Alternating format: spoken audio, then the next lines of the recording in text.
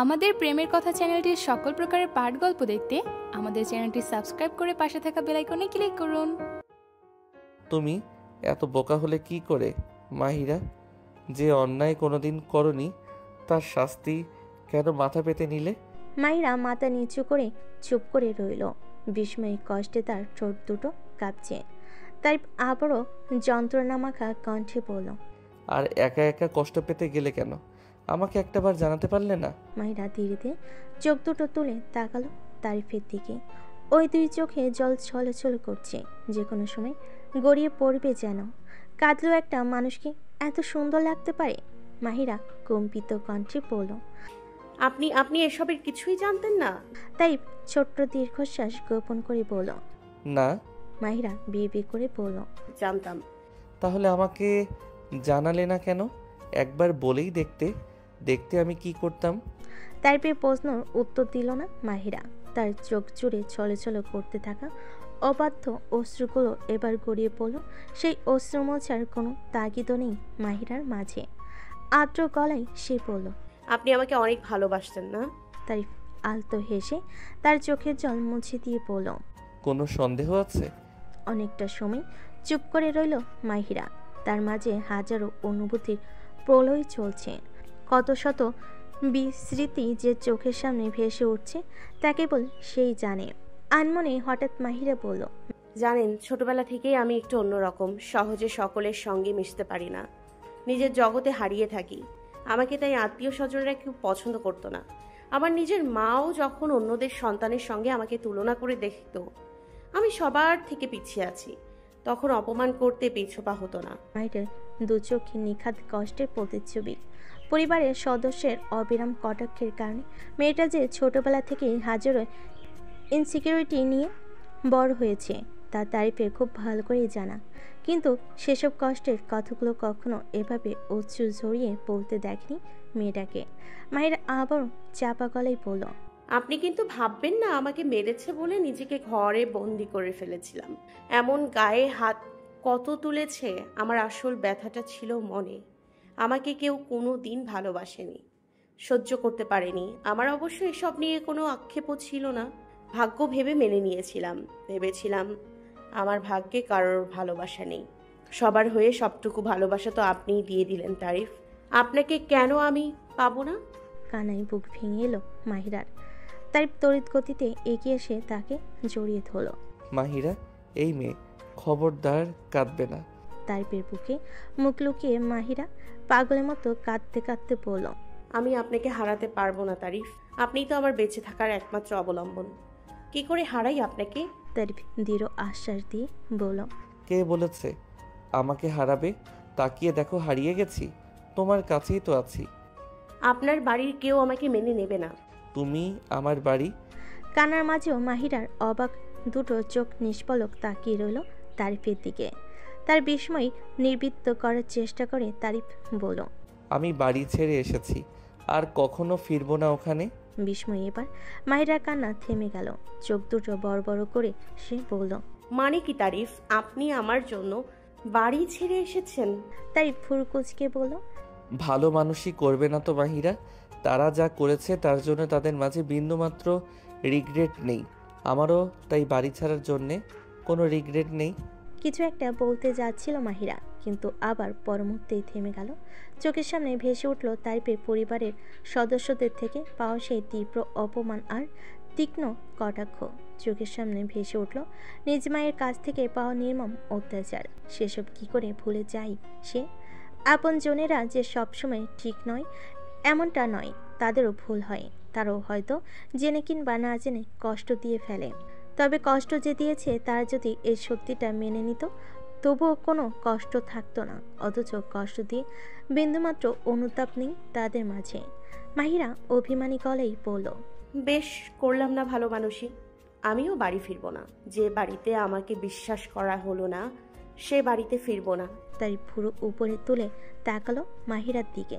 পরক্ষণে আবার হেসে ফেলে বলল, তার মানে আমরা দুজনেই এখানে ঘর ছাড়া? তারিফের ঠোঁটের কোণে হাসি লুকোচুরি হাসি ফুটিয়ে তুলল মাহিরার ঠোঁটের কোণ। জীবনটা এত যন্ত্রণাময়, এত কষ্টদায়ক তবুও এই মানুষটা পাশে থাকলে অচিরেই তা হয়ে ওঠে অনিন্দ সুন্দর। ভাগ্যিস ফ্ল্যাটটা কিনে রেখেছিলাম। তাই তো। তারিফ কণ্ঠে সকল গাম্ভীর্য দূর করে এবার হালকা গলেই পড়ল। যাই বলো মাহিরা, অ্যারেঞ্জ ম্যারেজ না হয়ে ভালোই হলো। মাহিরা কিছু বুঝে উঠতে না পেরে বিভ্রান্ত গলেই পড়ল। কেন?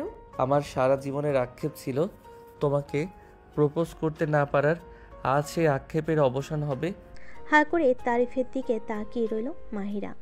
আচমকা হৃদস্পন্দন বেড়ে একাকার অবস্থা। হঠাৎ জিন্সের পকেট থেকে একটা ছোট্ট গাঢ় নীল বক্স বের করলো। বক্সের উপরিভাগ খুলতেই চোখের সামনে ভেসে উঠল চমৎকার একটা হীরার আংটি। আগের আংটিটার থেকে এটা 1000 গুণ সুন্দর।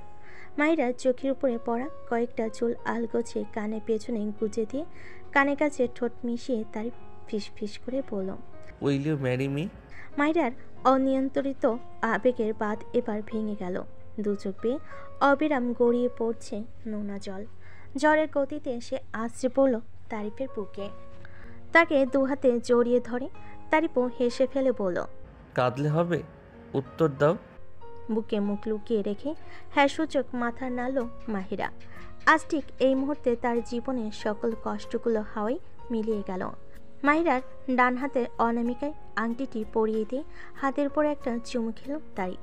এবার আর ফাঁকা ফাঁকা লাগছে না তার হৃদয়ের অধিকারিণীর হাতটা।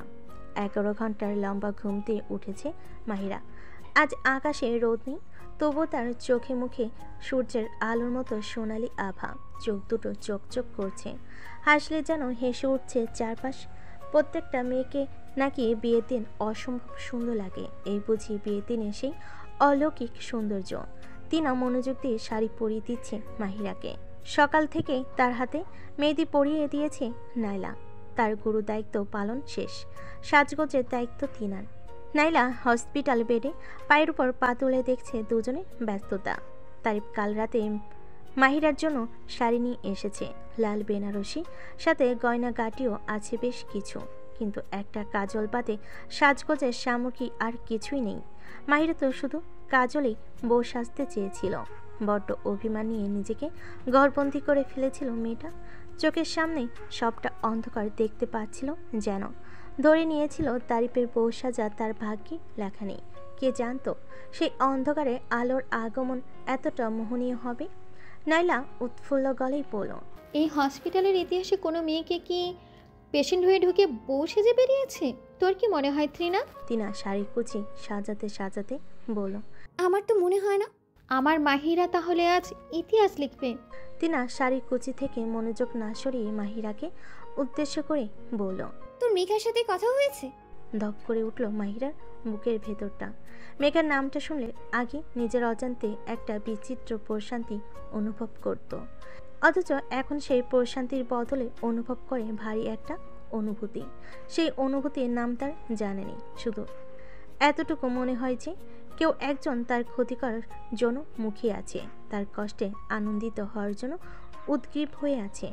মাইরা শুকনো গলায় বলল, না। তিনা কঠিন গলায় বলল, কথা বলতেও হবে না। আমাদের যে হোয়াটসঅ্যাপ গ্রুপ ছিল ওটা ডিলিট করে দিয়েছি। আমি আর নয়লা ওকে ব্লকও মেরে দিয়েছি। মাইরা চুপ করে রইল। মন খারাপে ঝড় হওয়া স্পর্শ করল তাকে। তাদের বন্ধুত্বে ফাটল ধরা কি খুবই অনিবার্য ছিল? মাইরা স্বপ্ন দেখত বুড়ো বয়সে তার 3 বান্ধবীর সঙ্গে পার্কে হাঁটতে যাবে। হাঁটতে হাঁটতে কেউ ক্লান্ত হয়ে পড়লে সকলে একসঙ্গে বেঞ্চে গিয়ে বসবে, হাসি মুখে নাতি নাতনিদের গল্প করবে। সেই স্বপ্নটা হয়তো একদিন বাস্তবে রূপ নেবে, কিন্তু সেই বাস্তবে থাকবে না মেঘা। বন্ধুত্বের সংখ্যা এক একটা মানুষের কাছে এক এক রকম। কেউ কেউ অকৃত্রিমভাবে বন্ধুকে ভালোই বেসে যায়, আবার কেউ বন্ধুত্ব শব্দটাকে মুখোশ হিসেবে ব্যবহার করে কেবল স্বার্থ উদ্ধারের চেষ্টাতেই মেতে থাকে। মাহিরার কাছে বন্ধুত্বের সংজ্ঞা প্রথমটা হলো, মেঘার কাছে হয়তো দ্বিতীয়টা।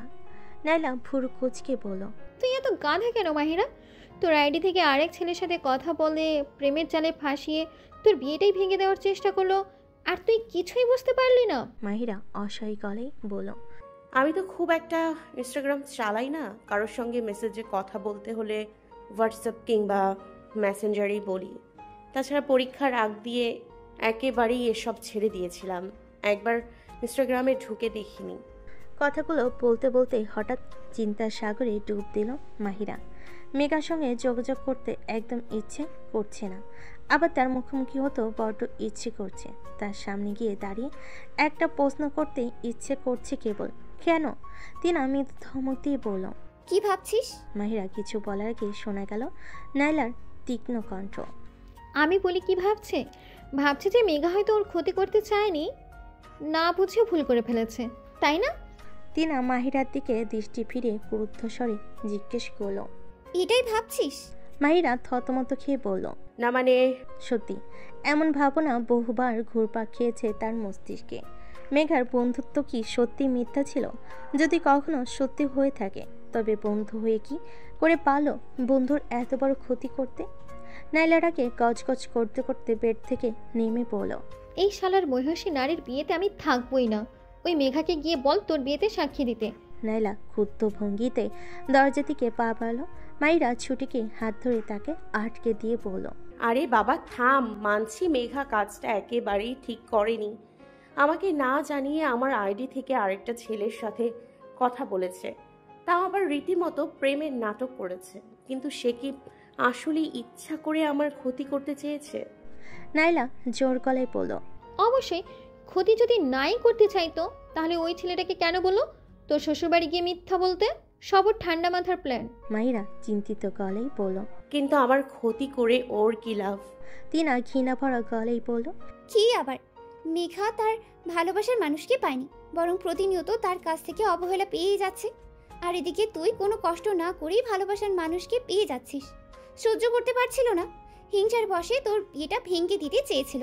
নাইলা বিজ্ঞেশ্বরে বলল, যদি না বুঝেই ভুল করে থাকতো তাহলে এই ঘটনা জানার পর সবার আগে তোর সাথে যোগাযোগ করতো, তোর বাসায় ছুটে যেত, নিজের উদ্যোগে তারিফ ভাইকে ফোন করে ভুল ভাঙানোর চেষ্টা করতো। কিন্তু সে তো এসবের কিছুই করলো না, উল্টো সেদিন ক্যাম্পাসে আমার চর খাওয়ার পর থেকে গা ঢাকা দিয়েছে। মাইরা দীর্ঘশ্বাস ফেলে বলল, আমি মেঘাকে অনেক বিশ্বাস করেছিলাম জানিস, অনেক ভালো বন্ধু মনে করেছিলাম। কিন্তু তিনা মাহিরার কাঁধে হাত রেখে বলল, বাদ দে, সব খারাপেরই একটা ভালো দিক থাকে। এই খারাপের ভালো দিক কি? এই যে মানুষ চিনতে শিখলি, এখন থেকে আর সহজেই কাউকে বিশ্বাস করবি না। তারিফের মন মতো বসে আছে মাহিরা, অথচ তারিফেরই দেখা নেই। তার চাচাতো ভাই সূর্য হসপিটালে চলে এসেছে। এই বিয়েতে বাড়ির অন্য কারোর সমর্থন না থাকলেও তার পূর্ণ সমর্থন রয়েছে। তারিফ ভাইয়া যখন একটা সিদ্ধান্ত নিয়েছে তখন তা ভুল হতেই পারে না। কেবিনের বাইরের বারান্দায় তারিফের অপেক্ষায় বসে আছে মাহিরা। অকারণেই দুশ্চিন্তা হচ্ছে, গলা শুকিয়ে কাঠ হয়ে যাচ্ছে। কাপা কাপা হাতে শাড়ির আঁচলের শেষ প্রান্ত আঙ্গুলে বাজাচ্ছে বারবার। বিয়ের ঠিক আগ মুহূর্তে বুঝি মেয়েদের এমন অনুভূতি হয়। অবশেষে দেখা মিলল তারিফের। তার পরনে শুভ্র পাঞ্জাবি পায়জামা, হাতে কালো ঘড়ি। মাহিরা অপলক দৃষ্টিতে তাকিয়ে রইল তার দিকে। তার নিষ্পলক চাহনি লক্ষ্য করে তারিফ বাঁকা হেসে এক হাতে চোখের সামনে পড়া চুলগুলো সরিয়ে নিল। লজ্জা পেয়ে চোখ সরিয়ে নিল মাহিরা। পুরুষ মানুষ এতটা স্নিগ্ধ হয় কি করে? ভাবতেই অবাক লাগে এই পুরুষটির। আজ থেকে তার একান্ত ব্যক্তিগত। মাহিরা উঠে বারান্দার রেলিংয়ের কাছে গিয়ে দাঁড়ালো। তাই সামনে এসে দাঁড়িয়ে থেকে তাকে পরখ করছে ব্যহিয়া দৃষ্টিতে। আশেপাশের সব কিছু চোখের সামনে ঘোলাটে হয়ে গেল নিমিষেই। উজ্জ্বল হয়ে রইল কেবল তার নববধূ। মাহিরা মেঝের দিকে তাকিয়ে থেকে মিনমিনি সুরে বলল, কোথায় চলে গিয়েছিলেন সকাল সকাল? তারিফ মাহিরার কানের কাছে ঝুঁকে নিচু গলায় বলল, খুব বেশি মিস করছিলে না? মাহিরা লাজুক বিভ্রান্ত গলায় বলল, না। তারিফ আহত হওয়ার ভান করে বলল, মিস করনি? সে কি? খিলখিল করে হেসে উঠল মাহিরা। সেই হাসি সুর এতটাই মধু যে আমি তো শুনতে ইচ্ছে হয়। সেই হাসি কাছের চড়ি ঝনঝন শব্দের মতো, টিনের চালে শিলা বর্ষণের মতো। ঘোরের জগতে হারিয়ে গেল তারিফ। বহু কষ্টে ঘর থেকে বেরিয়ে নিজেকে সামলে নিয়ে বলল, আমাদের বাসায় তো কোনো টার্নিচার ছিল না, সেসবে কিনতে গিয়েছিলাম। ইন্টেরিয়রের লোকদের বুঝিয়ে এসেছি, ওরা এখন ঘর সাজাচ্ছে। অবশ্য এটা প্রাথমিক সাজানো, তুমি গিয়ে নিজের মতো করে সাজিয়ে নিও। মাহিরা গোমরা মুখে বলল, আপনি পারেনও তারিফ, এত তাড়াহুড়ো করার কোনো দরকার ছিল? তারিফ দীর্ঘশ্বাস ফেলে বলল, কি আর করার বলো, বউকে নিয়ে তো আর ফ্লোরে বাসর রাত কাটাতে পারি না। মুহূর্তে লজ্জায় চোখ দুটো বড় বড় হয়ে গেল মাহিরার। গাল দুটো লাল বর্ণ ধারণ করলো অচিরেই। এত লজ্জা নিয়ে সে বাঁচে কি করে? তারিফ ঘোরগ্রস্ত কণ্ঠে বলল, এই মেয়ে আর কয়েক মিনিট পর বউ হয়ে লজ্জা পেও। এখন এত লজ্জা পেলে নিজেকে সামলায় কি করে? আবারও হেসে ফেলল মাহিরা। তবে এবার চোখ দুটো বুঝে এক হাতে মুখ লুকিয়ে। তার গালে এই লালাপ আভা আজকের সাজে পূর্ণতা দিচ্ছে।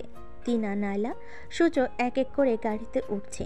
তাই সাবধানে মাহিরার হাত ধরে তাকে লিফট থেকে বের করলো। গাড়িতে ওঠার আগ মুহূর্তে মাহিরা কাঁপা কাঁপা গলায় বলল, বাবা আসবে না?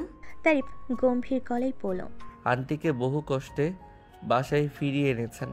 আন্টি হয়তো নিজের ভুল বুঝে তোমাকে বিশ্বাস করতে পেরেছেন, কিন্তু বিয়েটাতে তার মত নেই। যে ছেলের ফ্যামিলি তার মেয়েকে এত অপমান করে গেল, তার সঙ্গে মেয়ের বিয়ে তিনি মানতে পারছেন না। তিনি আঙ্কেলকেও আসতে দিচ্ছেন না। কোথায় যেন হারিয়ে গেল মাহিরা। চোখ দুটো ছলছলে করে উঠল। তার বিয়ে নিয়ে মা কত শত স্বপ্ন সাজিয়েছিলেন। বিয়ের দিন মেয়েকে নিজের হাতে সাজাবেন, হাতটা ধরে তুলে দেবেন তারিফের হাতে। সেসব স্বপ্ন পূরণ না করে মুখ ফিরিয়ে নিলেন। তারিফ দীর্ঘশ্বাস গোপন করে পড়ল, কি করবে? মায়ের অমতে বিয়ে করবে আমাকে? কিছুটা সময় চুপ করে রইল মাহিরা। তার ভেতর ভেতর কি চলছে ঠিক বুঝতে পারল না তারিফ। মুহূর্তক্ষণের জন্য হৃদস্পন্দন থেমে গেল তারিফের। মাহিরার কাছ থেকে যদি না সূচক উত্তর আসে, তবেই জটিল মুহূর্তে বেশিক্ষণ কাটাতে হলো না তারিফকে। মাহিরা দূরত্ব তার এলোমেলো হৃদস্পন্দন স্বাভাবিক করে দিয়ে বলল, আপনি গোটা পরিবারের বিরুদ্ধে গিয়ে বিয়ে করতে পারলে আমি পারবো না কেন? গাড়ি এসে থামলো কাজী অফিসের সামনে। কাজী সাহেব সামনে পাশাপাশি বসলো দুজনে। কাবিন নামাই মাহিরা যতটা কাঁপি হাতে সই করলো, তারিফ সই করলো ঠিক ততটাই দৃঢ় হাতে। সাক্ষী হলো তিনা, নাইলা আর সূর্য। অবশেষে মোনাজাত করলেন কাজী সাহেব। মোনাজাতের জন্য হাত তুলো উপস্থিত সকলে। আজ ঠিক এই মুহূর্ত থেকে আজীবনের জন্য ভালোবাসার অদৃশ্য সুতোয় বাঁধা পড়ল দুটি মানুষের জীবন। মাহিরা অবাক হয়ে তাকালো তারিফের দিকে। তার পাশে বসে থাকা এই মোহময় পুরুষ মানুষটি নাকি তার স্বামী। তারিফ লক্ষ্য করলো মাহিরার চোখে জল ছলছল করছে। অশ্রুতে কাজল লেপটে গিয়ে ছড়িয়ে পড়েছে চোখের আশেপাশে। আনমনে প্রসন্ন হাসি হাসলো তারিফ। আমেরিকায় যাওয়ার আগে গাড়িতে বসে ঠিক এই দৃশ্যটাই দেখেছিল। বিয়ের দিন আবারও দেখার স্বপ্ন দেখেছিল। স্বপ্নটা নিখুঁতভাবেই সত্যি হলো।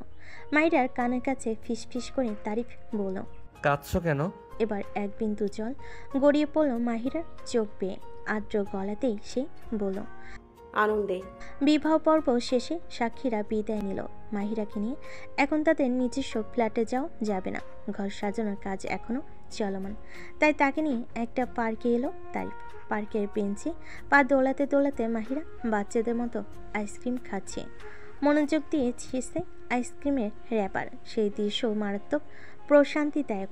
প্রায় 1 বছর ধরে মেয়েটাকে চেনে সে। প্রেমে তো সে কবেই পড়েছে, ভালোবাসতেও শুরু করেছে ধীরে ধীরে।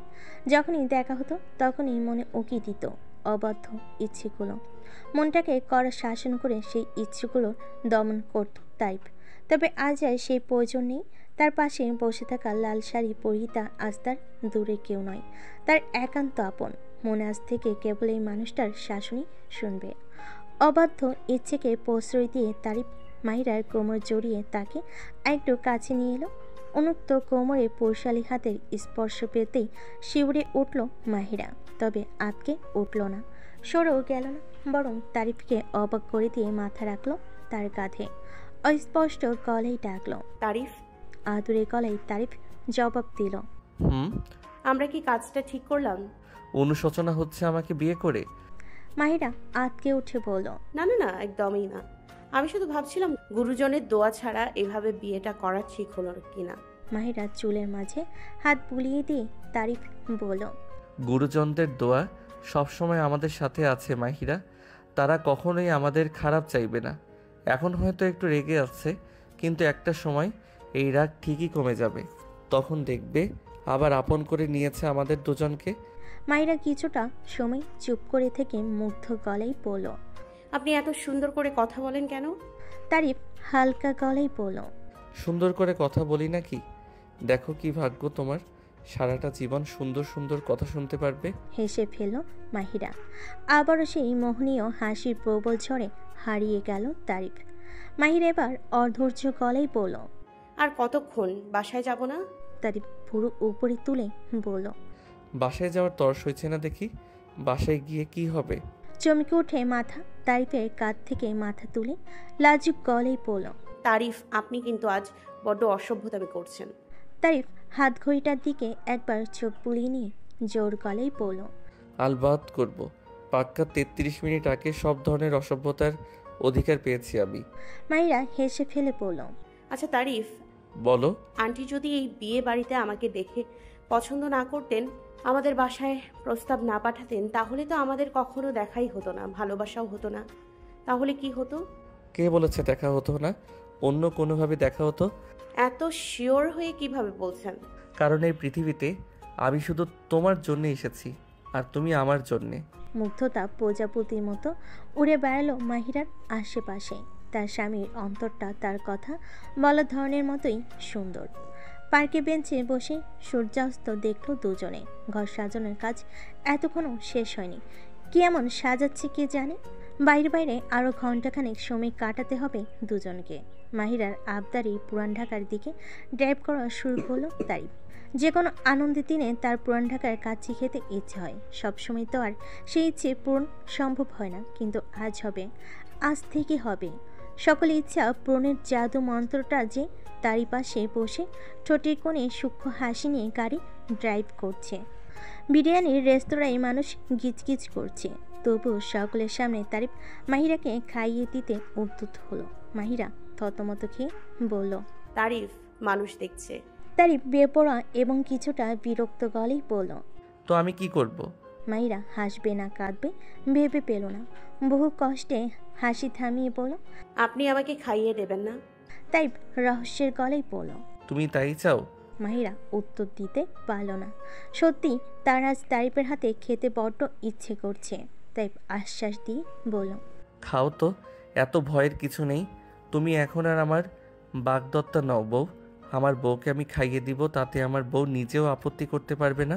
তারিফের মুখে বউ ডাকটা শুনে মাহিরার যে কি অনুভূতি হলো তা সম্ভবত কোনোদিনও সে ভাষায় প্রকাশ করতে পারবে না। রাত 8:30টার দিকে আধুনিক একটা বিল্ডিংয়ের গ্যারেজে গাড়ি প্রবেশ করলো। গাড়ির সিট বেল্ট খুলতে খুলতে বলল। 9 তলায় আমাদের বাসা। মাহিরা গাড়ি থেকে নেমে উৎসুক ভঙ্গিতে চারপাশে চোখ বোলাচ্ছে। তারিফ গাড়ি লক করে তার পাশে সে দাঁড়াতে মাহিরা লিফটের দিকে পা বাড়ল। এক পা আগাতে তার হাতটা ধরে এক টান দিয়ে আবারও আগের জায়গায় ফিরিয়ে আনলো তারিফ। তারিফ অন্যরকম গলেই বলল। কোথায় যাচ্ছ? লিফটে। লিফটে যেতে হবে না। তাহলে 9 তলায় উঠবো কি করে? আমার কোলে করে। মাহিরা বিস্ময়ে অভিভূত হয়ে কিছু বলার অবকাশটুকু পেল না। তার আগেই যত্ন করে তাকে কোলে তুলে নিল তারিফ। এর আগে মাহিরা কখনো তার কোলে ওঠেনি। ভয়ে আত্মা শুকিয়ে যাচ্ছে। মনে হচ্ছে এই বুঝি পড়ে গেল। শক্ত করে তারিফের গলা জড়িয়ে ধরে মাহিরা ভীত গলায় পড়ল। কেউ দেখে ফেলবে তো? তারিফ থমথমে গলায় বলল। আবারও এক কথা, দেখুক। না না তারিফ, নামিয়ে দিন আমাকে। মানুষ দেখলে কি ভাববে? মানে বুঝলাম না। একটা ছেলে তার আছে, আর মানুষ কি ভাবছে তা নিয়ে আমরা ভাববো কেন? আপনার কষ্ট হবে তো? হবে না, আমার বউ অতটাও ভারী না। তারিফের ঘোর লাগা চাহনিতে থমকে গেল মাহিরা। বুকের ভেতরটা প্রবলভাবে আকুলি বিকুলি করে উঠল। ভালোবাসার মানুষের চোখে নাকি মনের ভাবের অনেকটাই প্রতিফলিত হয়। তারিফের চোখে এই মুহূর্তে কি জানি একটা দেখল মাহিরা। এর আগেও তো ছেলেটা কতবার তাকিয়েছে তার দিকে, মুগ্ধতার দৃষ্টিতে, ভালো লাগার দৃষ্টিতে, কিন্তু আজকের এই দৃষ্টি একেবারেই আলাদা। যাতে সপ্তর্পণে পূর্ণভাস দিচ্ছে ঘনিয়ে আসা সর্বনাশের।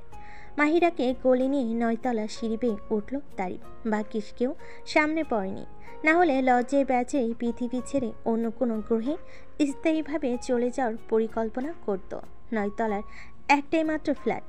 ফ্ল্যাটের বাইরেটা চমৎকারভাবে সাজানো, টবে টবে মানি প্ল্যান্টের ছড়াছড়ি। মাহিরা তো তার সংসারের বাইরেটা ঠিক এভাবেই সাজাতে চেয়েছিল। তার আগেই সাজিয়ে ফেলল তারিফ। তারিফকে দাঁড়িয়ে থাকতে দেখে মাহিরা দুষ্টামির হাসি হেসে বলল, এখন না নামিয়ে লক খুলবেন কিভাবে? তাই ভুরকুচকে তীক্ষ্ণ গলেই বলল, আমার কোল থেকে নামতে পারবে বলে খুব খুশি না? খুব। তারিফ থমথমে দৃষ্টি বজায় রেখে কোল থেকে নামালো মাহিরাকে। দরজার লক খুলে দিতেই মাহিরা আগে প্রবেশ করলো ভিতরে। সঙ্গে সঙ্গে ধক করে উঠল তার বুকে ভেতরটা। ছবির মতোই সাজানো একটা বাড়ি। বসার ঘরে কাঠের সোফা, দেওয়ালে দেওয়ালে খালি ফ্রেম। এসব ফ্রেমে থাকবে মাহিরার আঁকা ছবি। টেবিলের ওপর এক ঝুড়ি তাজা গোলাপ, তবে লাল রঙের নয়, হালকা গোলাপি রঙের। এটাও তো মাহিরার স্বপ্ন ছিল, রোজ তাজা ফুল দিয়ে ঘর সাজানোর। বসার ঘরে ভারী আলোকসজ্জা নেই, হালকা সোনালি কতগুলো লাইট চাঁদ জুড়ে সাজানো। বড় সোফাটার বিপরীত দেওয়ালে ঝুলন্ত বিশাল টিভি। মাইরা মুগ্ধ হয়ে চারপাশে চোখ বোলাচ্ছে। ততক্ষণে ভেতরে ঢুকে দরজা লক করে ফেল তারিফ। আবারও মাহিরাকে কোলে তুলে নিয়ে মোহগ্রস্ত গলায় বলল, এবার তো তোমার খুশির 12টা বেজে গেল মাহিরা। তারপর চোখের দিকে কাঁপা কাঁপা দৃষ্টিতে তাকিয়ে রইল মাহিরা। মনের মাঝে অনুভূতির ঝড় তুফান। এই লজ্জায় চোখ সরিয়ে ফেলতে ইচ্ছে করছে, এই ডুবে যেতে ইচ্ছে করছে ওই চোখ দুটোতে। তাই যেন এই জগতে নেই। মাহিরার এলোমেলো দৃষ্টি, গলায় দেয় নরম দুটো হাতের স্পর্শ। তার কম্পিত শ্বাস প্রশ্বাস অচিরেই পাগল করে দিল তাকে। মাহিরার কাজল চোখ আর ধরে রাখতে পারল না তারিফের আকর্ষণ। আকর্ষণ ছিনিয়ে নিল তার রক্তিম ঠোঁট দুটো। গোলাপি ঠোঁটের মাঝে লালাপ আভা, দুই ঠোঁটের মাঝে সামান্য একটু ফাঁক। তারিফের নজর পড়তে মৃদু কেঁপে উঠল তারা। আরেক দফা পাগলামির জগতে হারালো তারিফ। নিজেকে কড়া শাসন করার আর কোনো প্রয়োজন বোধ করল না। নিজের ঠোঁটের মোহনীয় স্পর্শ দিল মাহিরার পাগল করা ওই দুই ঠোঁটে। মাহিরা কেঁপে উঠে শক্ত করে খামচে ধরল তারিফের পাঞ্জাবি। তার বাড়ন্ত শ্বাস প্রশ্বাসের গতিতে বিদ্যুৎ খেলে গেল তারিফের সারা শরীরে। ঠোঁট দুটো ছেড়ে এক দফা তাকালো মাহিরার চোখের দিকে। লজ্জায় ভালো লাগে চুপসে গেছে বেচাই। প্রশস্ত হাসি এসে গাঢ় একটা চুমু খেলো তার কপালে। ঠোঁটের আদর এঁকে দিল মাহিরার সারা মুখে।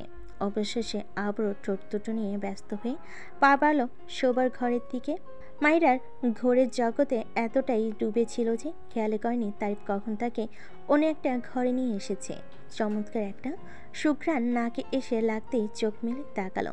শোবার ঘরে সেন্টেড ক্যান্ডেল আর গোলাপের ছড়াছড়ি। কতগুলো গোলাপ আছে এখানে, কতগুলো বলে ভুল হবে, বলা উচিত কত শত।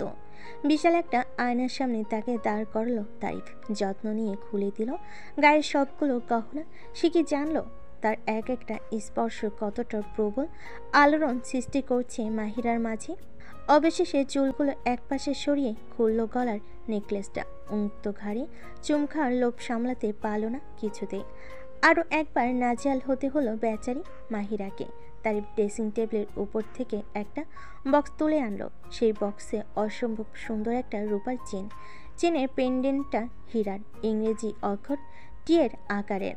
চেনটা মাহিরার গলায় পরিয়ে দিতে দিতে তারিফ মহা আচ্ছন্ন কণ্ঠে বলল, পেন্ডেন্টটা সুন্দর না? লজ্জার কথা বলতে ভুলে গেছে মাহিরা। চোখ দুটো নামিয়ে রেখে হ্যাঁ সূচক মাথা নাড়ল। তারিফ অসহায় সুরে বলল, এটা সবসময় পরবে প্লিজ। যতবার গলায় এই পেন্ডেন্ট দেখবে ততবারই মনে পড়বে তুমি আমার, শুধুমাত্র আমার। চোখ তুলে আয়নায় ভেসে ওঠা তারিফের প্রতিফলনের দিকে তাকালো মাহিরা। এমন সরল আবদার কেউ না করে কি করে? মাহিরা এলোমেলো গলায় বলল, পারবো। বিজয়ের হাসি এসে তাকে নিজের দিকে ঘোরালো। ঠোঁটে আরও একবার ভালোবাসে পরশ দিয়ে কোলে তুলে নিয়ে গেল বিছানার কাছে। মাহিরাকে বিছানায় নামিয়ে তার গলায় পরপর কতগুলো চুমু খেতে খেতে আঁচলটা সরানোর চেষ্টা করলো, কিন্তু বাধা হয়ে দাঁড়ালো সেফটি পিন। তাই এতটাই দ্রুত হাতে আঁচলটা টানছিল যে সেফটি পিন খুলে গিয়ে তা ধারে আঁচলে অনেকখানি লম্বাভাবে ছিঁড়ে গেল। মায়ের এক মুহূর্তের জন্য লজ্জা ভুলে পাই কাঁদো কাঁদো গলায় বলল, আপনি আমার বিয়ের শাড়ি ছিঁড়ে ফেললেন তারিফ। তার তড়িঘড়ি করে বলল। সরি। মাইনা ঠোঁট উল্টে তাকিয়ে রইল ছেঁড়া শাড়িটার দিকে। তার ভাবভঙ্গি দেখে মনে হচ্ছে এখনই শাড়ির দুঃখে কেঁদে ফেলবে। এই মেয়ে এখন আবার কাঁদতে বসলে তো মুশকিল।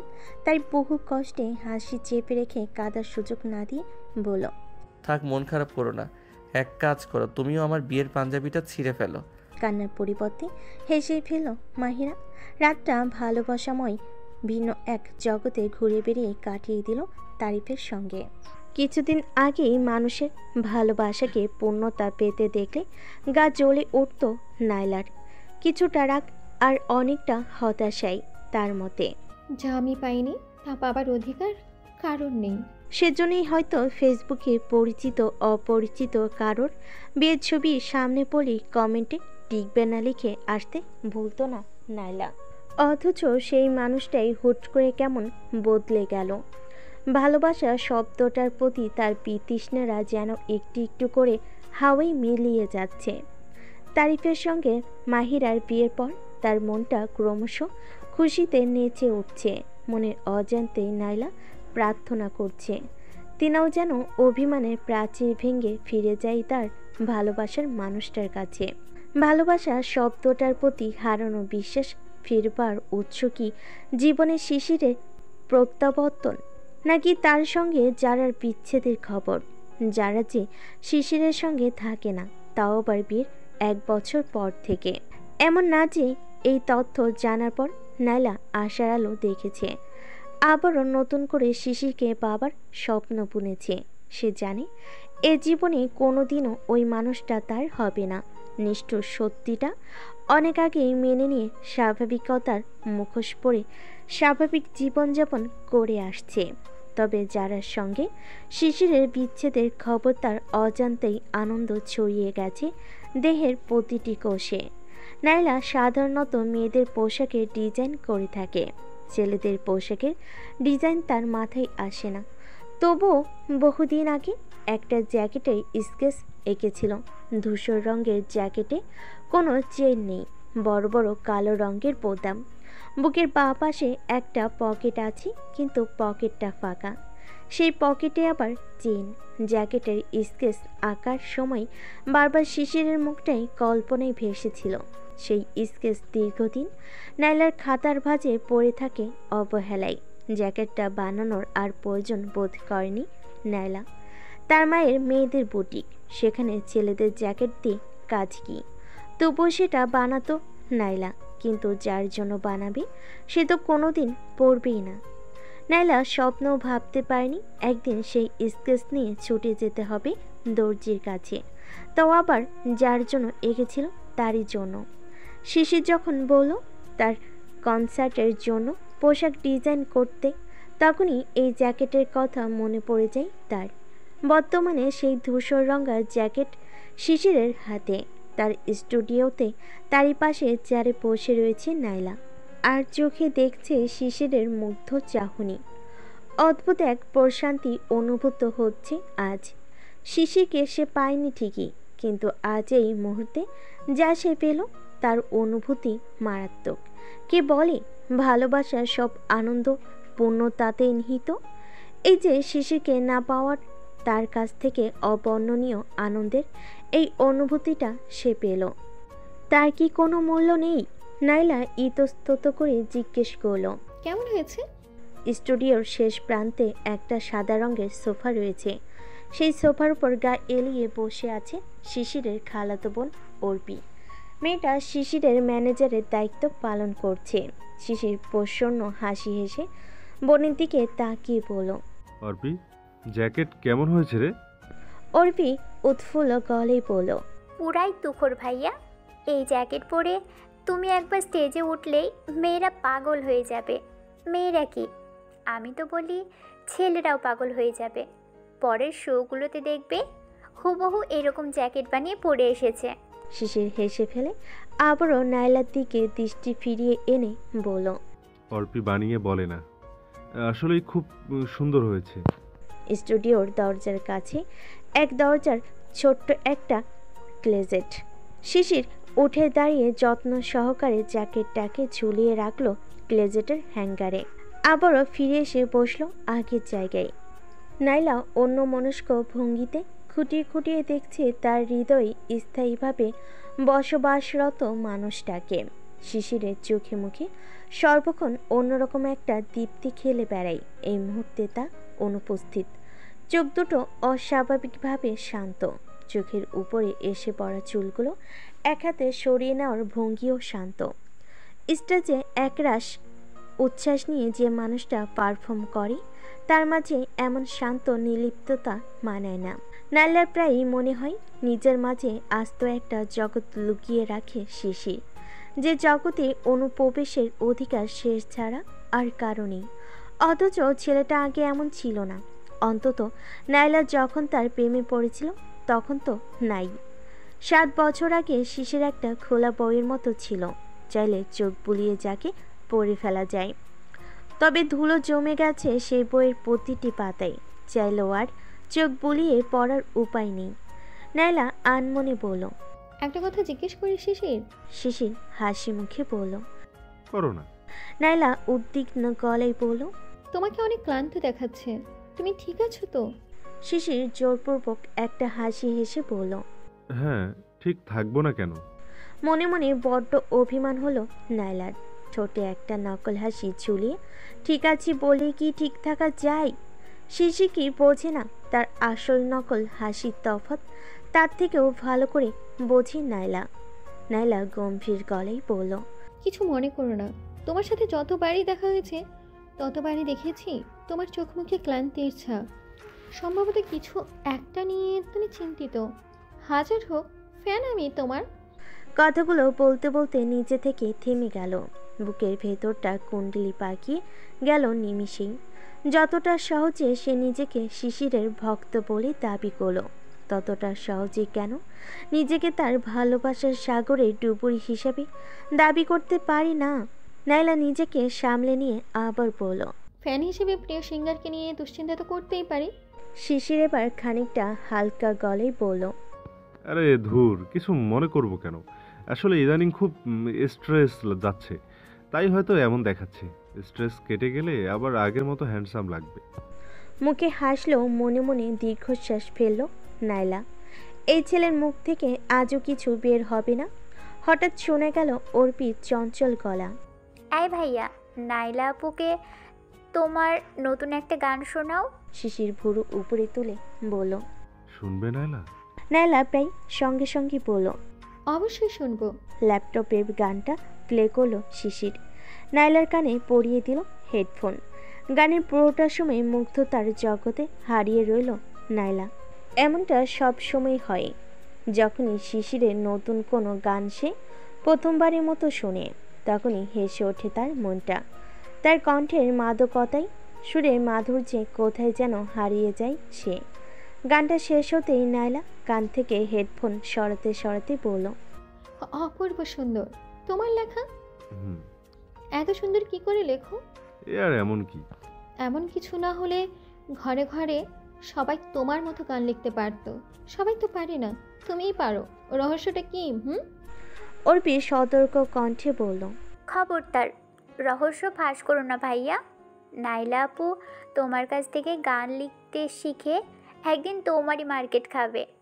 অর্পির অপরিপক্কতায় নাইলা হেসে ফেল। শিশির বোধহয় কিছুটা বিব্রত হলো। বোনকে মৃদু ধমক দিয়ে বলল, আর তুই এখানে বসে পাকামো না করে যা, গিয়ে খোঁজ নে পরশুর কনসার্টের সব ঠিকঠাক আছে কিনা।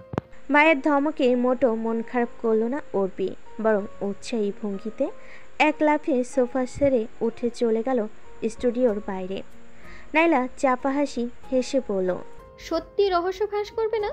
শিশির শান্ত কণ্ঠে বলল, রহস্যের তেমন কিছুই নেই নাইলা। এই পৃথিবীতে তো সব থেকে বেশি সংখ্যক গান লেখা হয় প্রেম নিয়েই, আর প্রেমের গান লেখাটাই সব থেকে সহজ, আবার হয়তো কঠিন। একবার যে প্রেমে পড়ে তার পক্ষে লেখা কঠিন কোনো ব্যাপার না। গান লেখার জন্য কাগজ কলম দিয়ে বসতে হবে না, চোখ দুটো বন্ধ করে শুধু ভালোবাসার মানুষের মুখটাকে কল্পনায় আনতে হবে। সে পাশে এসে বসলে, হাসলে, কথা বললে, অভিমানে দূরে সরে গেলে যে অনুভূতি হয়, সেই অনুভূতিগুলোকেই চোখ বুজে অনুভব করতে হবে। হঠাৎ খেয়াল করবে মাথায় এলোমেলো কিছু লাইন ঘুরপাক খাচ্ছে, সবাই ওই মানুষটাকে ঘিরে। এলোমেলো লাইনগুলোকে সাথে সাথেই লিখে ফেলা যাবে না, তাদের নিয়ে মস্তিষ্কের ভেতরে গবেষণা চালাতে হবে, মনে মনে কথা গোছাতে হবে। তারপর লিখতে গিয়ে দেখবে আরও কিছু ভুল ধরা পড়েছে, আরও নতুন সব শব্দ, নতুন কিছু লাইন মাথায় আসছে। পরিচ্ছন্ন লেখা নিয়ে খুঁতখুঁতে হলে চলবে না, লেখাগুলোকে কাটাকুটি করতে হবে বারবার। এভাবেই তৈরি হয় একটা প্রেমের গান। মুগ্ধ হয়ে শিশিরের দিকে তাকিয়ে রইল নাইলা। ছেলেটার কণ্ঠে আসলেই জাদু আছে। সেই জাদু কেবল গানে প্রতিফলিত হয় না, প্রকাশ পায় তার কথার ভাঁজেও। একটা মানুষ এতটা গুছিয়ে কথা বলতে পারে কি করে? একবার শুনলে ইচ্ছে হয় অনন্তকাল ধরে কেবল শুনে যেতে। নাইলা অন্যমনস্ক সুরে জিজ্ঞেস করল, তুমি যখন প্রেমের গান লেখো তখন কল্পনায় কাকে দেখো? হঠাৎ বুকে ছোটোখাটো একটা ধাক্কার মতো খেলো নাইলা। সে প্রেমের গান লিখতে পারে না, তবে শিশিরের শিখিয়ে দেওয়া নিয়মে কোনোদিন চেষ্টা করে দেখলে তার কল্পনায় ভেসে উঠবে শিশিরেরই মুখটা। তার কাছে যে প্রেমের সংজ্ঞাই শিশির, অথচ নাইলা ভুলে যায় তার প্রেমের সংজ্ঞার প্রেম অন্য কেউ। নাইলা বিষাদমাখা একটা হাসি হেসে বলল, আমিও এক বোকা, কাকে আবার দেখবে, নিশ্চয়ই জানা কে। শিশির ধীরে সুস্থে বলল, না। নাইলা চমকে উঠে বলল, না। শিশির প্রায় অনেকটা সময় চুপ থেকে কি যেন ভেবে বলল, গান লিখতে গেলে প্রতিবারই যে বাস্তবের কোনো চরিত্রকে কল্পনায় দেখতে হবে এমনটা না। তুমি এমন কাউকে নিয়েও প্রেমের গান লিখতে পারো যাকে তুমি চেনো না, কিন্তু চিনতে চাও, ভালোবাসতে চাও। তুমি খুব কঠিন কঠিন কথা বলো শিশির। আচ্ছা, সহজ করে বলতে হলে বলবো, আমি যখন গান লিখি তখন আমি হয়ে লিখি না, কল্পনার জগতে হারিয়ে গান লিখি আরেকটা কাল্পনিক চরিত্রের জন্য। তার মানে তোমার সব গানের কথাগুলো কাল্পনিক, কিছুই সত্যি নয়? শিশির চুপ করে রইল। তার মস্তিষ্ক জুড়ে কেবলই নাইলার প্রশ্নের অনুসন্ধান, তবে শেষমেশ খুঁজে পেল না উত্তরটা। ঠোঁট উল্টে বলল, কে জানে। শিশিরের স্টুডিও থেকে বাড়ি ফিরে নাইলা মায়ের সঙ্গে সময় কাটালো, রান্নায় সাহায্য করলো, বুটিকে হিসাব নিকাশে সাহায্য করলো। রাতের খাওয়া দাওয়া শেষে বই নিয়েও বসলো।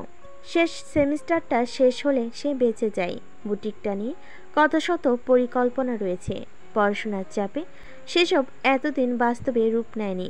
আরও 2-1টা ব্রাঞ্চ খোলার কথা নাইলা ভাবছে। সে স্বপ্ন দেখে একদিন দেশের স্বনামধন্য ডিজাইনার হবে।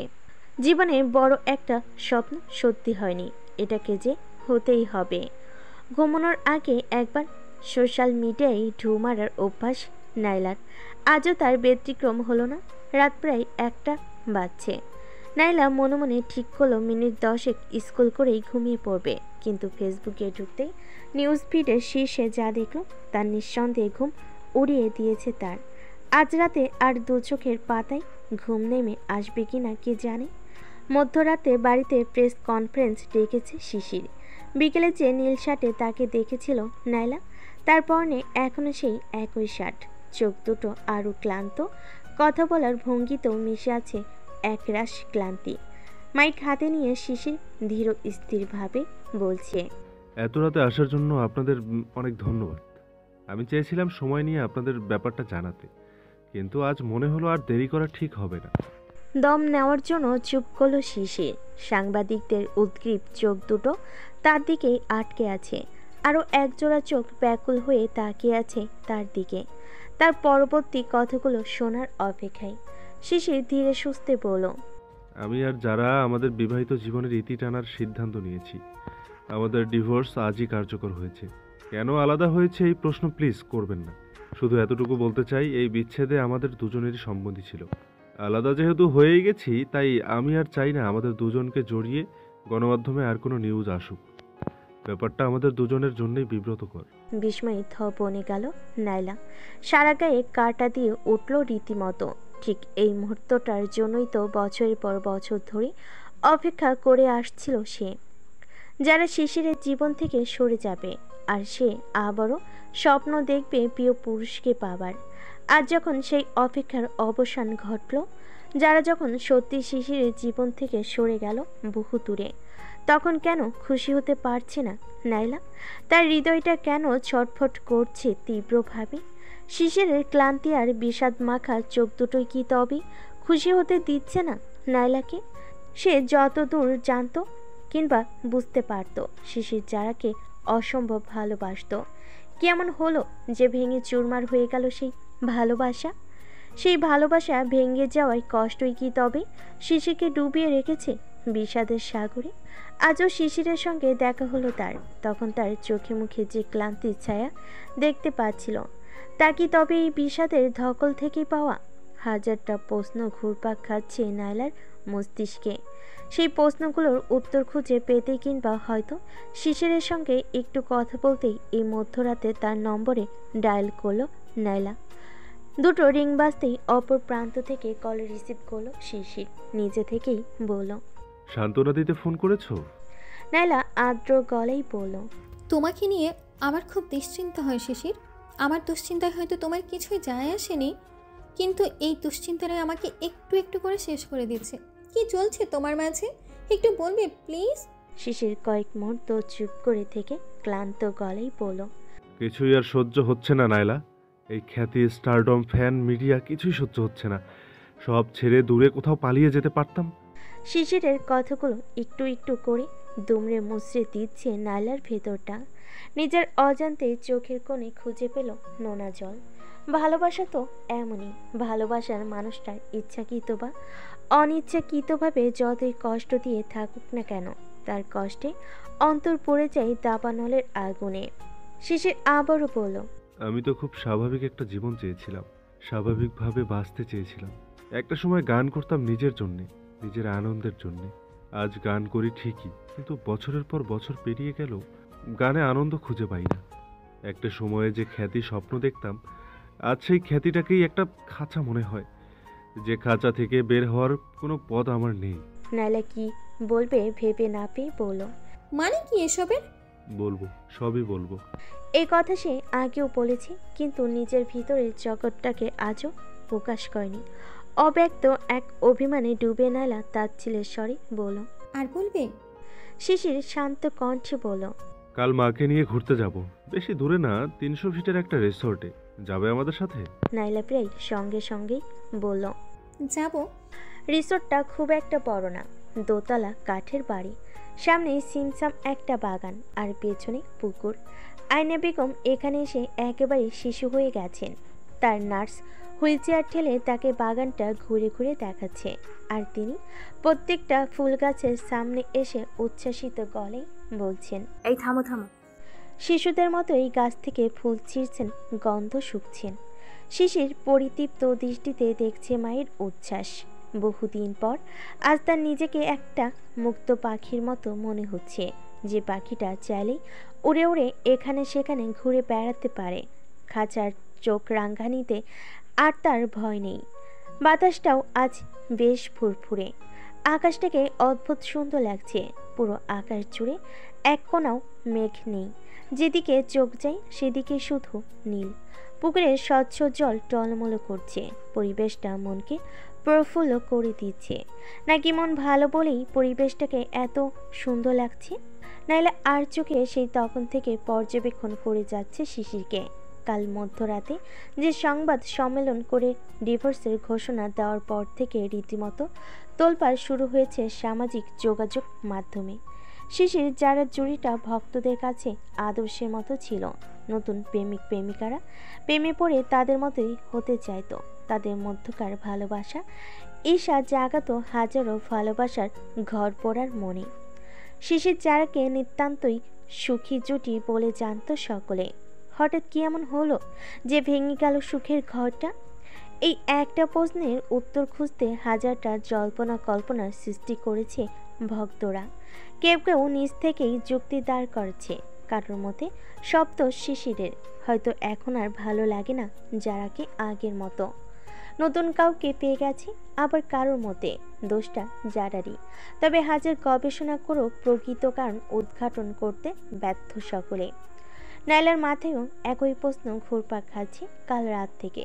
তবুও চুপ করে রয়েছে সে, নিঃশব্দে শিশিরকে দেখে যাচ্ছে। কে জানে, হয়তো ছেলেটার মনের ভেতর হাজারো ঝড় তুফান বয়ে চলেছে। এই মুহূর্তে এই সুন্দর পরিবেশে এসে মনটা ভালো হয়ে গেছে তার।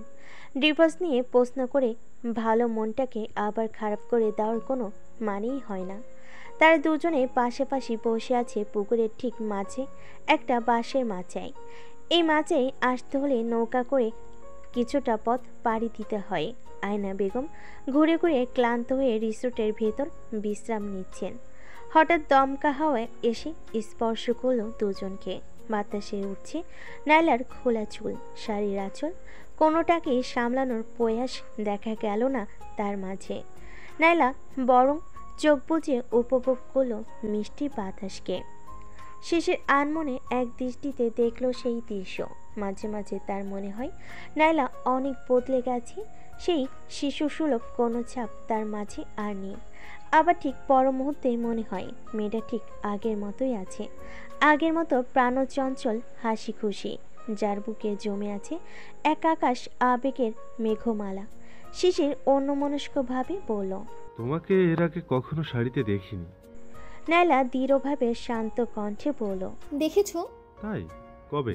2017 সালের বসন্ত উৎসবে আমরা সোসাইটির সব মেয়েরা একই রকম শাড়ি পরেছিলাম, বাসন্তী রঙের।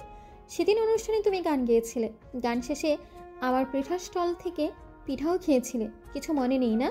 শেষের প্রশ্নটা নাইলা করল ভরু কুচকে তীক্ষ্ণ গলায়, কিন্তু ঠোঁটের হাসিটা ঠিকই অক্ষুণ্ণ রইল। শিশির স্ফীত হেসে বলল, আর তুমি সব মনে রেখেছো? নাইলা ছোট্ট দীর্ঘশ্বাস গোপন করে বলল, রেখেছি, রাখতে হয়। প্রত্যেকটা মানুষের জীবনে এমন একটা সময়কাল থাকে যেখানে সে বারবার ফিরে যেতে চায়, বারবার অনুভব করতে চায় সেই সময়ের প্রতিটা মুহূর্তকে। শিশিরের সঙ্গে একই সোসাইটিতে বসবাসের সময়টা নাইলার কাছে ঠিক তেমনই। শিশির শান্তভাবে বলল, ফাল্গুন উৎসবের কথা মনে আছে, কিন্তু শাড়িতে তোমাকে মনে নেই। হয়তো তখন ছোট ছিলে বলে সেভাবে খেয়াল করিনি। আমার কাছে আজই প্রথম তোমাকে শাড়িতে দেখা। অদ্ভুত সুন্দর লাগে তোমাকে শাড়িতে। নাইলা মজার ছেলে বলল, ডিভোর্স হতে না হতেই আর একটা মেয়ের সাথে ফ্ল্যাট করছো? প্রশ্নটা করার সঙ্গে সঙ্গে জিভে কামড় দিল সে। ধুর, কেন যে এমন একটা প্রশ্ন করতে গেল। হতেই পারে শিশির তার ডিভোর্স নিয়ে অনেক বেশি ডিস্টার্ব। ডিভোর্সের ব্যাপারটা ভুলে থাকতে তার এখানে আসা। নাইলা মনে করিয়ে দিয়ে কি আবারও তার মনটা খারাপ করে দিল? তার আশঙ্কা অবশ্য সত্য হলো না। শিশিরের মন তো খারাপ হলোই না, বরং সে হো হো করে হেসে উঠল। নতুন করে আবারও দেখা হওয়ার পর এতটা প্রাণ খুলে তাকে হাসতে দেখেনি নাইলা। শিশির হাসতে হাসতেই বলল, ক্ষতি কি? ডিভোর্স লেটার মানেই তো যার সঙ্গে আজীবনের কাটানোর স্বপ্ন দেখেছিলাম সেই স্বপ্ন ভেঙে সে বাদে অন্য কারোর সঙ্গে ফ্লার্ট করার লাইসেন্স। তাই নাকি? না হলে তুমিই ভেবে দেখো, যে দুটো মানুষের আত্মার ডিভোর্স অনেক আগেই হয়ে যায়, তাদের শুধু শুধু কাগজ কলমে সাইন করার দরকার কি? ওই লাইসেন্সটা পেতেই। তোমাদের আত্মার ডিভোর্স কবে হয়েছিল? বিয়েরও আগে। নাইলা ভরকে গিয়ে বলল, হ্যাঁ। শিশির এবার ঠোঁট থেকে মুছে ফেলো হাসিটা। একটা দীর্ঘশ্বাস সশব্দে বেরিয়ে এলো তার বুক থেকে। আনমনে শিশির বলল, আমার গল্পে আগ্রহ দেখালে কেন লায়লা? এই গল্পে এতই প্যাচ যে শুনতে শুনতে তোমার মাথা খারাপ হয়ে যাবে। স্থির দৃষ্টি নিক্ষেপ করে রাখলো শিশির নাইলার দিকে। নাইলা কিছুটা অপ্রস্তুত হয়ে গেল। এই দৃষ্টিতে কিছু একটা ছিল, যেন এক দৃষ্টিতে তার ভেতরটা পড়ে ফেল শিশির। নাইলা হড়বড় করে বলল, ওই যে আমি তোমার ফ্যান, তোমাকে নিয়ে আমার দুশ্চিন্তা। তাকে মাঝপথে থামিয়ে দিয়ে শিশির শান্ত কণ্ঠে বলল, এখনো ছোটবেলার আবেগ পুষে রেখেছো তাই না? প্রবলভাবে চমকে গেল নাইলা। সত্যি তার ভেতরটা পড়ে ফেলেছে শিশির। নাইলা তো ভেবেছিল সেই কম বয়সে তার প্রপোজ করার কথা শিশিরের মনেও নেই, কিন্তু সে মনে রেখেছে। চোর ধরা পড়ে গেলে যেভাবে ছটফট করে ঠিক সেভাবে ছটফট করছে নাইলা। শিশিরের চোখের দিকে আর তাকিয়ে থাকতে পারছে না, এদিকে ওদিকে তাকাচ্ছে। হঠাৎ কি যেন হলো, তার মস্তিষ্কে দুটো শব্দ আটকে গেল। ছোটবেলার আবেগ, তীব্র অভিমানে ঝড় বয়ে গেল নাইলার উপর দিয়ে। যে ভালোবাসে অতিষ্ঠ হয়ে সে ভালো থাকতে ভুলে গেল, সেই ভালোবাসা শিশিরের কাছে কেবলই ছোটবেলার আবেগ। নাইলা শিশিরের দিকে তাকিয়ে কঠিন গলায় বলল, যদি রেখেও থাকি তাতে তোমার কি? তোমার তো কোনো অবদান নেই এই আবেগে। আবেগের পুরোটা জুড়েই আমি, শুধুমাত্র আমার অধিকার এই আবেগে। এক নিঃশ্বাসে কথাগুলো বলে কয়েক দফা দম নিল নাইলা। শিশির অবাক দৃষ্টিতে তাকিয়েছে তার দিকে। তাকে আরেকটু অবাক করে দিয়ে নাইলা আবারও বলল, আর শব্দটা আবেগ না, ভালোবাসা। শিশির অবিশ্বাসের সুরে বলল, এখনো নাইলা? নাইলা জোর গলায় বলল, এখনো। নাইলার কণ্ঠে প্রচণ্ড এক দৃঢ়তা, এতটা দৃঢ়তা নিজের মাঝে আগে কখনো অনুভব করেনি সে। এদিকে শিশিরের বিস্ময় কাটতে চাইছে না। নাইলাকে কনসার্টে বহু বছর পর আবারও দেখি সেই বিকেলটার কথা তার মনে পড়ছে, যে বিকেলে মেয়েটা তাকে জানিয়েছে হৃদয়ের গভীরতম ভাঁজে লুকিয়ে রাখা ভালোবাসার কথা। তবে শিশির ভাবতেও পায়নি মেয়েটা এখনও সেই ভালোবাসা লালন করে আসছে। আজকের আগে বুঝতেও পায়নি। নাইলা গম্ভীর গলেই বলল, ভেবো না তোমার ডিভোর্স হয়ে গেছে বলে নতুন করে সুযোগ খুঁজছি। সুযোগ আমি সেই ছোটবেলা থেকেই খুঁজে আসছি, ভুলতে পারিনি তোমাকে। শিশির চাপা অস্বস্তি নিয়ে বলল, যে মানুষটা কোনোদিন তোমাকে ভালোবাসলো না, বাসবে কিনা তারও কোনো গ্যারান্টি নেই। তাকে দিনের পর দিন ভালোবেসে লাভ কি? নাইলা উদাসীন হাসি হেসে বলল, লাভ লসের কথা ভাবলে তো মানুষের ভালোবাসাই উচিত নয়।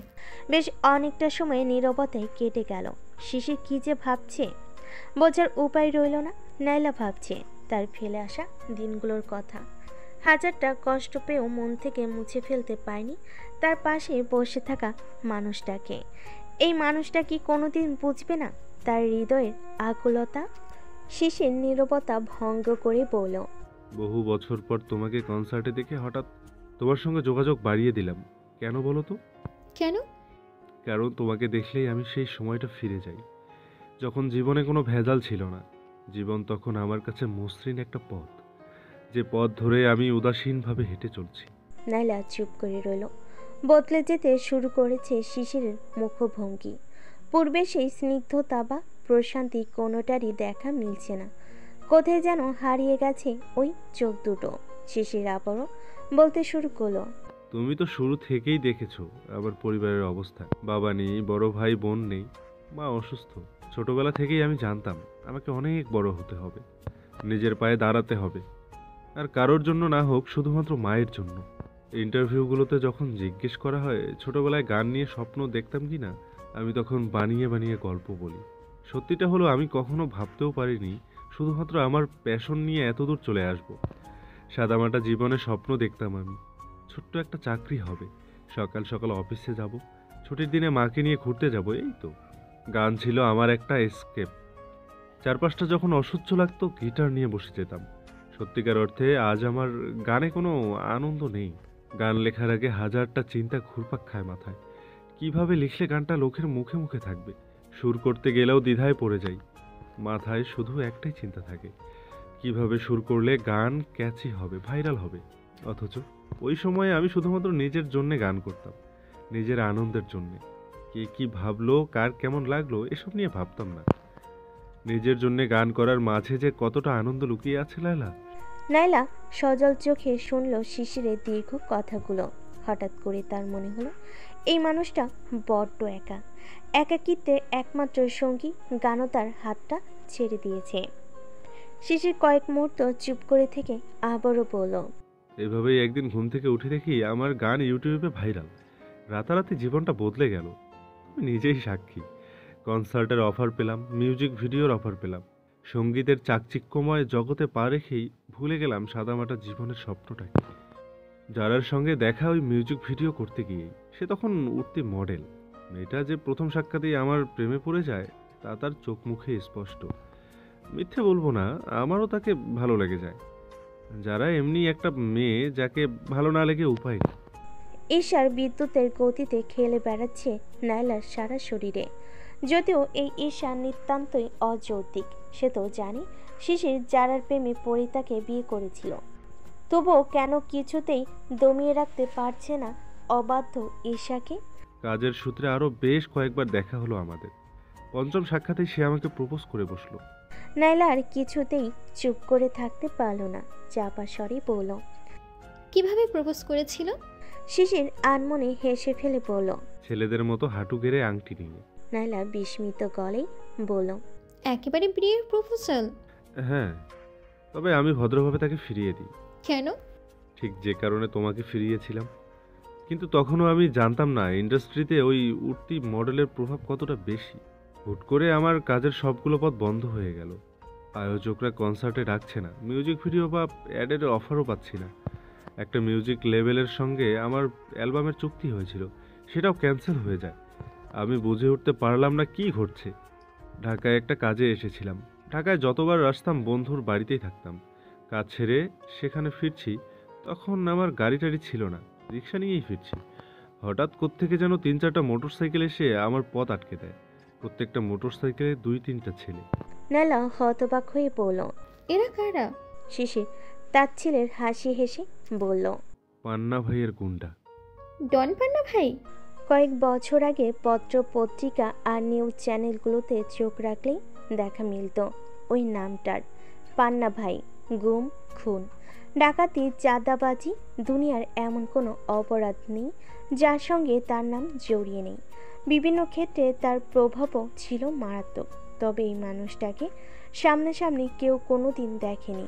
অন্তরালে থেকেই গড়ে তুলেছিলেন অপরাধের বিশাল এক জগৎ। প্রভাবশালী মানুষেরাও তার কথায় উঠত আর বসত। শিশির স্বাভাবিকভাবেই বলল। হ্যাঁ। নাইলা হতভম্ব হয়ে বলল, বলো কি, এ লোক সত্যি এক্সিস্ট করে? আমি তো ভেবেছিলাম টিআরপি কামানোর ধান্দায় নিউজ চ্যানেলগুলো কাল্পনিক চরিত্র বানিয়েছে। হেসে ফেলল শিশির। সেই হাসিতে কিছুটা বিষাদ, কিছুটা দীর্ঘশ্বাস মিশে রইল। নাইলা চাপা কৌতূহল নিয়ে জিজ্ঞেস করলো, তারপর কি হলো? ওই ছেলেগুলো আমাকে তাদের সাথে করে নিয়ে গেল বিলাসবহুল একটা বাড়িতে। এমন বাড়ি এর আগে বাস্তবে কখনো দেখিনি। পান্না ভাইকে নিউজ চ্যানেলগুলো যতটা ভয়ঙ্করভাবে উপস্থাপন করে, তিনি ঠিক ততটাই অমায়িক। হাসি মুখে আমার সঙ্গে হ্যান্ডশেক করলেন, গানের প্রশংসা করলেন, নিজের সঙ্গে খেতেও বসালেন। তুলে এনে আবার আপ্যায়ন? ব্যাপারটা আমার কাছেও বেশ অদ্ভুত ঠেকছিল, তবুও চুপ করে বললাম। খাওয়া দাওয়া শেষে পান্না ভাই হাসি মুখে ভয়ঙ্কর একটা কাজ করে ফেললেন। কি?